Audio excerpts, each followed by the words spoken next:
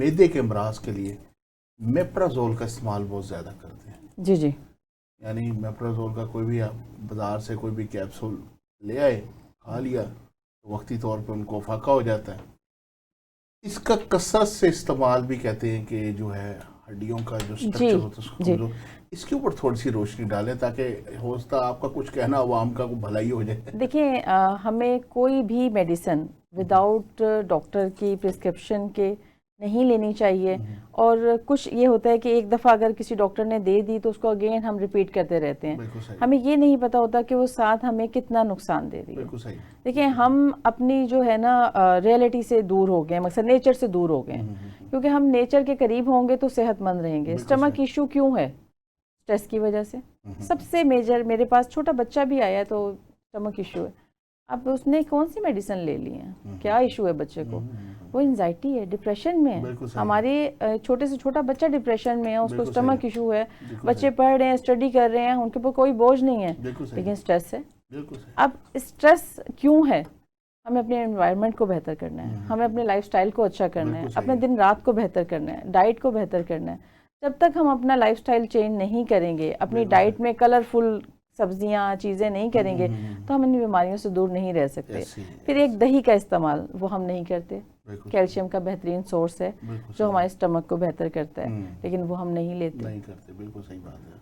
اگر بچے اگر کھا بھی لیں گے تو وہ انہیں مقصد جو گھر کا جما ہوا دہی نہیں انہوں نے کھانا, اگر وہ لیں تو وہ بہترین ریزلٹس ہیں. ہوتا ہے بہترین بالکل بالکل, وہ آپ کو آبزرو کرنے میں ہاں جی دیتا ہے, بڑی بہت اچھی چیز ہے.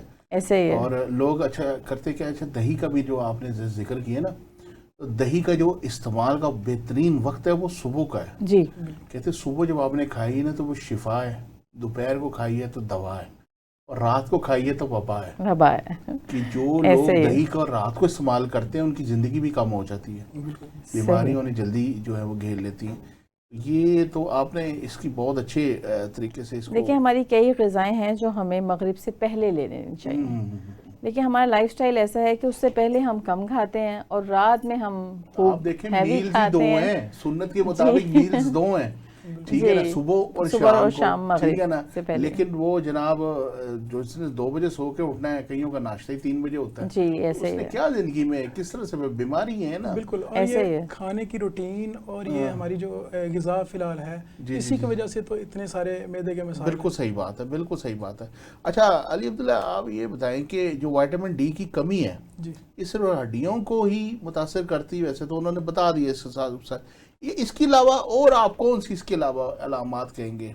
وائٹامن ڈی کی کمی جو ہے نا وہ بزرگوں میں خاص طور پہ ان کی ہڈیاں نرم کر دیتی ہیں. اچھا, تو ان کو بربری سی ہو جاتی ہے کیونکہ زیادہ کیلشیم کم ڈپازٹ ہوتا ہے. بالکل, ان کے لیے تو بہت ہی ضروری ہے. بالکل صحیح. اس کے علاوہ اس کو بچوں میں, خواتین میں کیلشیم اور وائٹامن ڈی ان کا ایک نا بڑا آپس میں کمبینیشن ہے. یہ دونوں ہی ایک ساتھ جو ہے نا وہ بھائی بہن لینے چاہیے.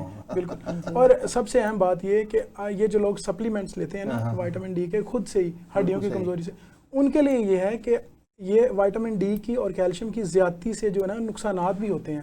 یہ مضر بھی ہے. یہ آپ کی گردوں میں پتھری جو ہے نا اس کی وجہ بھی بنیادی یہ بنتے ہیں اگر اس کی زیادتی ہو جائے. تو یہ ہے کہ یہ خود سے بھی نہیں لینے چاہیے. آپ اپنی ڈائٹ میں تو شامل کریں ضرور کھانے میں. یہ کمی تو انہیں میں ہوگی جن میں مچھلی, انڈا, دودھ, یہ لوگ ان چیزوں سے دور رہتے ہیں. ان کو بالکل. اور یہ ہے کہ یہ اپنی روٹین میں استعمال کریں انشاءاللہ تعالی, تو پھر وہ آپ کو سپلیمنٹس کی ضرورت نہیں پڑے گی.